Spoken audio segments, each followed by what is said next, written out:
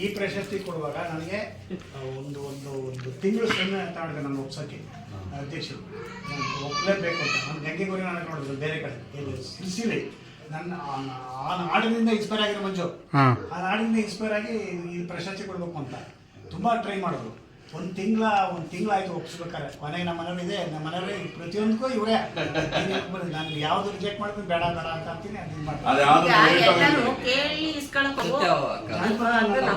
ಅದನ್ನ ತಜ್ಞ ಪ್ರಶಸ್ತಿ ಇದು ತಗೊಂಡಾಗ ತಗೋಬೇಡ ರಿಜೆಕ್ಟ್ ಮಾಡುವಂತ ನನಗೆ ಹೇಳಿದ್ದು. ಇವತ್ತು ಪ್ರಶಸ್ತಿ ಕೊಟ್ಟರು ತಗೋಬೇಡ ರಿಜೆಕ್ಟ್ ಮಾಡುವಂತ ನನ್ನ ಗುರುಗಳ ಹೆಸರು ಕೊಟ್ಟಿರೋದು, ಅದು ನಾನು ರಿಜೆಕ್ಟ್ ಮಾಡೋ ಅಂತ. ಅದು 50,000 ರೂಪಾಯಿ ಅವಾರ್ಡು, ಇದು 50,000 ರೂಪಾಯಿ ಅವಾರ್ಡು, 25,000 ರೂಪಾಯಿ ಅವಾರ್ಡು ನಾಟಕ ಅಕಾಡೆಮಿ ಅವಾರ್ಡು. ನನಗೆ ಬೆಂಗಳೂರಿಗೆ ಹೋಯ್ತಂದ್ರೆ ಸಂಸ್ಕೃತಿ ಇಲಾಖೆಯಲ್ಲಿ ಇನ್ಯಾವ ಅವಾರ್ಡ್ ಬರ್ಬೇಕಪ್ಪ ನಿಂಗೆ ಇಲ್ಲಿ ಈ ಸಲ ಕನ್ನಡ ರಾಜ್ಯೋತ್ಸವ ಸ್ವಾಮೀಜಿ ನಾನು ಬೇಡ ಅಂತ ಅಂದ್ರೆ ಕರ್ಕೊಂಡು ಹೋಗ್ಬಿಟ್ಟು ಜಿಲ್ಲಾ ರಾಜ್ಯೋತ್ಸವ. ಅಯ್ಯೋ ಇನ್ನೂ ಕೊಟ್ಟಿಲ್ವಾ ನಿಮ್ಗೆ ಅಂತ ಕರ್ಕೊಂಡು ಹೋಗಿ ಆಯ್ತಾ. ನಂದು ನಾಟಕ ಇದು ರಾಜ್ಯೋತ್ಸವ ಪ್ರಶಸ್ತಿ ರಾತ್ರಿ ಅನೌನ್ಸ್ ಆಗಿದೆ, ಫೋಟೋ ಬಂದಿದೆ, ಎಲ್ಲ ಬಂದಿದೆ, ಎಲ್ಲರೂ ವಿಶ್ ಮಾಡ್ತಾರೆ. ಬೆಳಗ್ಗೆ ನನ್ನ ಫ್ರೇಮ್ ಚೇಂಜ್ ಮಾಡ್ತಾರೆ. ಯಾಕೆ ಕಾರಣ ಏನಂದ್ರೆ ನಮ್ಮ ಅಕಾಡೆಮಿ ಮೆಂಬರ್ ಆಗಿದ್ದಾರೆ, ಅವ್ರಿಗೆ ಕೊಡಕ್ಕೆ ಎಷ್ಟು ಅಪಪ್ರಚಾರ ಮಾಡ್ತಾರೆ ನನಗೆ ಸುಮ್ಮನೆ.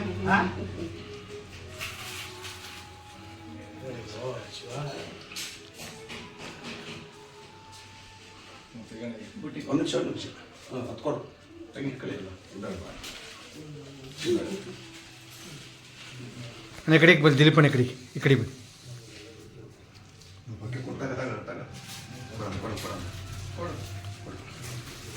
ಬಂದ್ರಲ್ಲಿಯ ನೀವು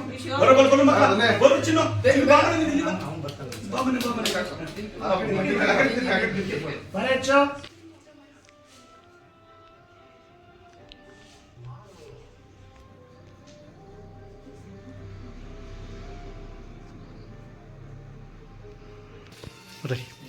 ಜೈ ಶ್ರೀ ಗುರುದೇವ್.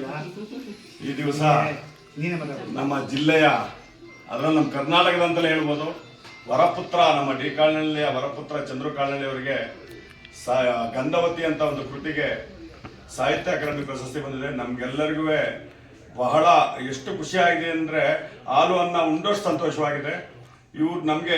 ಇವರು ಸುಮಾರು ಕೃತಿಗಳಿಗೆಲ್ಲ ಇವರಿಗೆ ಪ್ರಶಸ್ತಿ ಬಂದಿದೆ. ನಮಗೆ ವೇದಿಕೆ ಸಿಕ್ಕಿತ್ತಿಲ್ಲ ಹಂಚ್ಕೊಳ್ಳಕ್ಕೆ.